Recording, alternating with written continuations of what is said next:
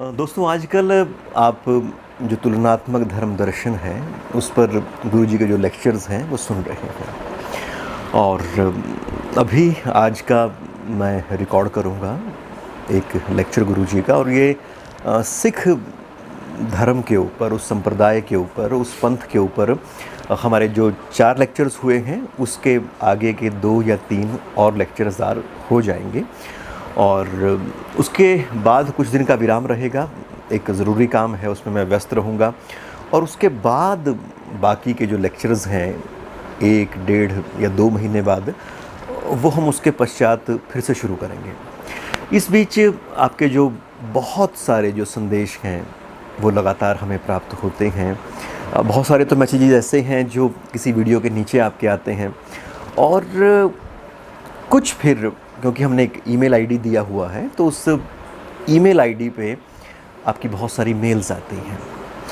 तो आपकी अलग अलग तरह की जिज्ञासाएं रहती हैं। कुछ जिज्ञासाएं विद्यार्थियों की हैं, कुछ जिज्ञासाएं ऐसी हैं जो इन सब चीज़ों को एक विषय के रूप में लेते हैं, और बहुत बड़ा हिस्सा ऐसा है उन जिज्ञासाओं का जो उसको अपने जीवन जीने के ढंग में देखते हैं, उसके आध्यात्मिक जो अर्थ हैं वो तलाशते हैं।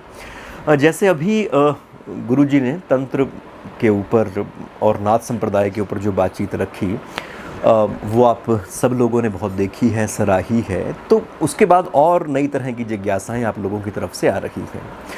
तो इस पूरे परिप्रेक्ष्य में एक छोटा सा निवेदन मैं आपसे ये करना चाहूँगा, या फिर इस बात को खोलना चाहूँगा कि गुरुजी ने इन सब चीज़ों को अपने विद्यार्थियों को पढ़ाया है। गुरुजी ने इन चीज़ों को प्रीच नहीं किया है। गुरुजी एक शिक्षक रहे हैं, तो एक शिक्षक का जो दायरा हो सकता है उसको गुरुजी ने खूब फैलाया है। ऐसे शायद ही कुछ विषय रहे हों जिनके ऊपर गुरुजी नहीं गए, उनकी जानकारी प्राप्त नहीं की या अपने विद्यार्थियों तक नहीं पहुंचाई हो।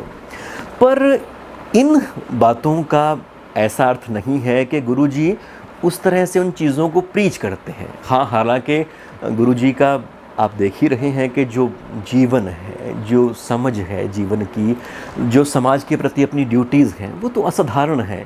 पर जिसको हम एकदम, जिस तरह से हमारा धर्म की परिपाटियाँ चली आ रही हैं, किसी संप्रदाय की मान्यताएं चली आ रही हैं, तो गुरुजी ठीक उस तरह से बंधकर रहने वाले या उस तरह की मान्यताओं में खुद को पूरी तरह से खांचे में फिट बिठा देने वाले व्यक्ति नहीं हैं।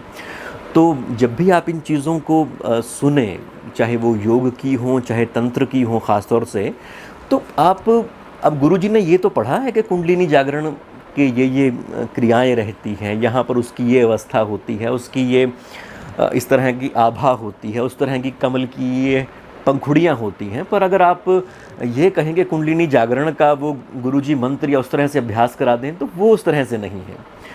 तो आप इस चीज़ को डिफ्रेंशिएट करना सीखें कि एक जिज्ञासु के तौर पे, एक ज्ञान के साधक के तौर पे आप इन चीज़ों की तरफ आएँ, इनसे लाभ प्राप्त करें। पर अगर आप इन चीज़ों को दूसरी शक्ल में प्रैक्टिस करना चाहते हैं, तब आपको यकीनन कुछ और ज़रिए आपको देखने होंगे, अपने आसपास कुछ ऐसे लोगों से मिलना होगा।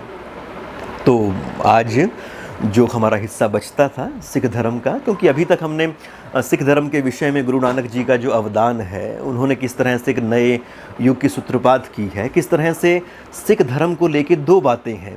एक कहता है कि अपने आप में कि ये नया धर्म है, और एक कहते हैं कि हिंदू धर्म में ही एक नए पुनरुत्थान का जो मार्ग है वो सिख धर्म और इस संप्रदाय के माध्यम से निकलता है।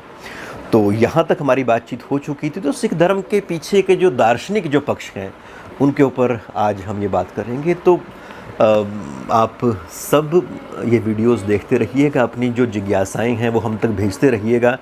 उन सब जिज्ञासाओं को भी हम एक एक करके विषयवार, बिंदुवार सामने रखते रहेंगे। पर फ़िलहाल आज के लिए मेरी ओर से, विकास की ओर से इतना ही निवेदन है। कुछ दिन बाद आपसे फिर मुलाकात होगी। तब तक के लिए आप अपना ख्याल रखिएगा, और हमसे जो आपका स्नेह जुड़ा है, गुरुजी के प्रति जो आपका आकर्षण बना है, उसे बनाए रखिएगा। नमस्कार।